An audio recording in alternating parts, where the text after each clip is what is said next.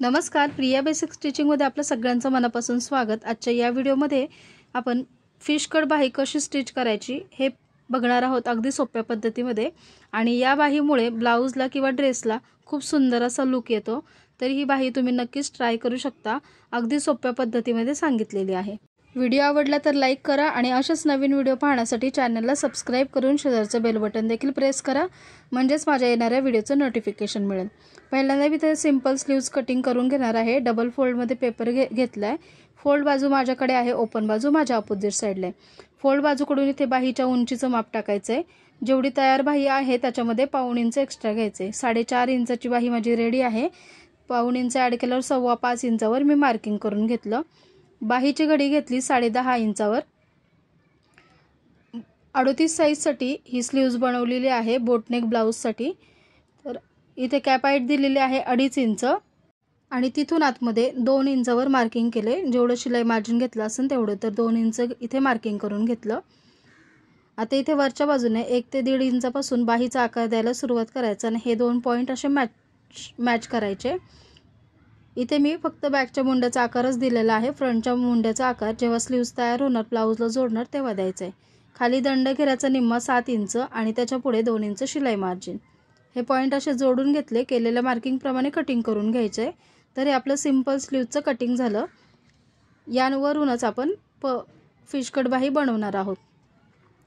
ही बाही ओपन करून घेतली, त्याचा जो सेंटर पॉइंट आहे बरोबर मध्य तो मार्किंग करून घेतला।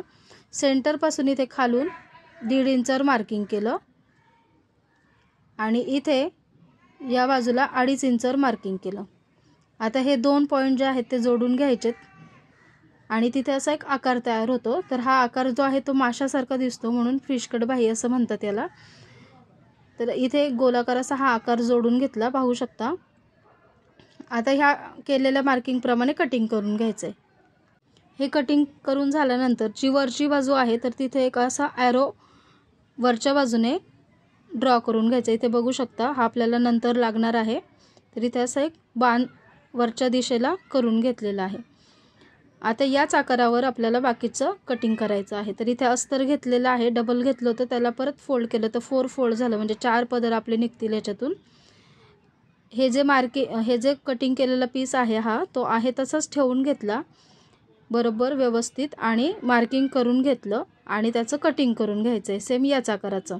तर असे आपल्याला 4 पीस पाहिजेत अस्तरचे पीस कटिंग झाल्यानंतर ब्लाउज पीसवर कटिंग करून घ्यायचं आहे। तर हे अस्तरवर मी पहिल्यांदा कटिंग करून घेतलं। इथं जॉईंट होता तो सुद्धा ओपन करून घेतला। तर असे 4 वेगवेगळे पीस आपल्याला मिळालेले आहेत। जो ॲरो आपण काढला होता वरच्या दिशेने, तर तो 4ही अस्तरचे जी पीस आहेत तर तिथे सुद्धा काढून घ्यायचा आहे, तो आपल्याला नंतर शेवटी लागणार आहे। तर इथे मी 4ही पीसवर असा वरच्या साईडने ॲरो काढून घेतलेला आहे। इथे ब्लाउज पीस घेतलेला आहे, तो सुद्धा डबल आहे, तर त्याला एकदा फोल्ड केल्यानंतर 4 फोल्ड होतो। त्याच्यावर हा आकार ठेवलेला आहे आणि थोडं एक्स्ट्रा साईडने कापड ठेवून हा कटिंग करून घेतला। याचे सुद्धा 4 पीस आपल्याला लागणार आहेत, हे बघू शकता इथे। तर आता इथे खाली मेन फॅब्रिक आहे ब्लाउजचं, ते सरळ ठेवलेलं आहे, दोन्ही पीस सरळ ठेवलेले आहेत। त्याच्यावर ही स्लीव्ज अशा प्रकारे ठेवायची आहे। तर पाहू शकता स्लीव्स ठेवताना एकीकडचा ॲरो जो आहे तो बाहेरच्या बाजूने आहे, दुसरीकडचा ॲरो सुद्धा बाहेरच्या बाजूने आहे। तर अशाच पद्धतीने स्लीव्स ठेवायचे आहे आणि इथे 1.5 इंचाचं मार्जिन ठेवून स्टिच करून घ्यायचं आहे। तर एका बाजूचे 2 आणि एका बाजूचे 2 असे पीस तयार करून घ्यायचे। इथे 1 पेअरचं मार्जिन ठेवून स्टिच करून घेतलं। एक्स्ट्राचं जे कापड आहे ते कटिंग करून घेतलं आणि ह्याला संपूर्ण नॉचेस देऊन घेतले जिथे आपण शिलाई केली तिथे। खालच्या बाजूने शिलाई आली पाहिजे, लक्षात ठेवायचं आहे। आता हा पार्ट जो आहे तो सरळ करून घेतला आणि त्याच्यावर थोडीशी इस्त्री करून घेतली, म्हणजे छान सेट होईल ते। अस्तर मेन फॅब्रिकला जोडून घ्यायचं आहे 4ही बाजूने आणि एक्स्ट्राचं जे कापड आहे ते कटिंग करून घ्यायचं आहे। तर इथे अस्तर जोडून झालं आणि एक्स्ट्राचं कापड आहे ते कटिंग करून घेतलंय। याला सुंदर लुक यावा त्यासाठी मी इथे लेस वापरणार आहे। तर ही अशी छोटी गोंड्याची लेस आहे, तर ही लेस आपल्याला इथे लावून घ्यायची आहे। आता एका पीसला लावताना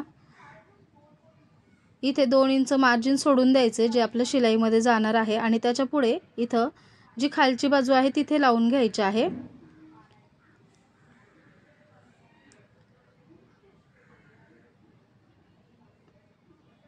जी खाली जाणार आहे स्लीव्ज त्याला इथे 2 इंच वरच्या बाजूने सोडून द्यायचे आणि तिथपर्यंतच लावून घ्यायचे। ह्याच्या कडा ज्या आहेत त्या मी थोड्याशा पॅक करून घेतल्या लायटरच्या मदतीने। आता ही जी दुसरी स्लीव्ज आहे तिथे पण 2 इंच खालच्या साईडला मार्जिन सोडून दिलं आणि इथं पूर्ण ह्या स्लीव्जला पूर्ण लेस लावून घ्यायचे आहे। तर असे हे 2 पीस आपल्याला तयार करून घ्यायचे। तर लेसवर हवं तर तुम्ही दाब शिलाई सुद्धा देऊ शकता। तर इथे मार्किंग केले तिथपर्यंतच मी लावून घेतली आणि इथे लॉक करून घेतली शिलाई। तर असे आपले हे 2 पीस आहेत ते रेडी झालेले आहेत। आता ते एकमेकांना अटॅच कसे करायचे हे बघूया। तर इथे मी जी पेपर कटिंग होती आपली ती घेतलेली आहे आणि ती ह्याच्यावर व्यवस्थित ठेवली। त्याच्यानंतर जे सेंटरला आपण मार्किंग केलं होतं पेपर कटिंगवर तेच मार्किंग इथे खालच्या स्लीव्जला करायचं आहे। दोन्ही स्लीव्जला करून घ्यायचं जे सेंटरचं मार्किंग आहे ते। तर इथे मार्किंग करून घेतलं। त्यानंतर हे 2 पॉइंट अशा प्रकारे इथे ठेवून घ्यायचे ते एकमेकांवर मॅच झाले पाहिजेत आणि वरच्या बाजूने स्टिच करून घ्यायचे। इथे वरच्या बाजूने हे स्टिच करून झालेलं आहे। आता इथे मध्ये थोडंसं ओपन राहतं तर तिथे पण एक स्टिच करून घ्यायचे। इथे लॉक करून घेतली शिलाई आणि काढून घेतली बाहेर। दुसरी स्लीव्ज आपल्याला याच पद्धतीने तयार करून घ्यायची आहे। इथे दोन्ही स्लीव्ज मी तयार करून घेतल्यात। तर पाहू शकता जो एक पार्ट आहे तो पूर्ण खाली आहे आणि दुसरा जो पार्ट आहे तो वरच्या बाजूने लॅप केलेला आहे, ओव्हरलॅप केलेला आहे त्याच्यावर। तर इथे ही जी बाजू आहे खालची जी असणार आहे ती पुढे आपण जोडणार आहोत पुढच्या बाजूला ब्लाऊजच्या। तर ही स्लीव्ज एकमेकांवर अशी ठेवून घेतली आणि इथे पुढच्या बाजूचा मुंड्याचा आकार देऊन घेतलेला आहे। तर इथे जी बाजू खाली आहे त्याच्यावरची जी स्लीव्ज ओव्हरलॅप केलेली आहे ती मागच्या बाजूला येणार आहे आणि जी खाली आहे ती पुढच्या बाजूला येणार आहे। तर इथे मी फ्रंटचं मार्किंग करून घेतलं जेणेकरून जोडताना काही कन्फ्युजन होणार नाही। तर व्हिडिओ आवडला तर लाईक करा आणि असेच नवीन व्हिडिओ पाहण्यासाठी प्रिया बेसिक स्टिचिंग या चॅनलला सबस्क्राईब करून शेजारचं बेल बटन देखील प्रेस करा म्हणजे तुम्हाला माझ्या येणाऱ्या व्हिडिओचं नोटिफिकेशन मिळेल। पुन्हा भेटूया अशाच एका छानशा यूजफुल व्हिडिओमध्ये। धन्यवाद।